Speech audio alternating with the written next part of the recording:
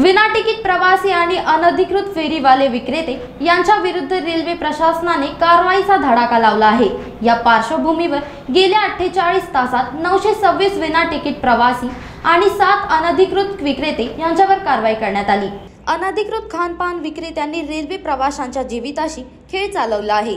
कारवाईचा अधिकार असलेल्यांचे दुर्लक्ष होत असल्याची संधी साधून ही मंडळी वेगवेगळ्या स्थानकावर रेल्वे गाड्यांमध्ये चढून शिळे तसेच दर्जाहीन खाद्यपदार्थ, शीतपेये, फळे, चहा, कॉफी, आईस्क्रीम आणि पाण्याच्या बाटल्या विकत आहेत। प्रवाशांच्या आरोग्यांशी सुरू असलेला हा खेळ अनेक महिन्यांपासून सर्वत्र बिनबोफट सुरू आहे।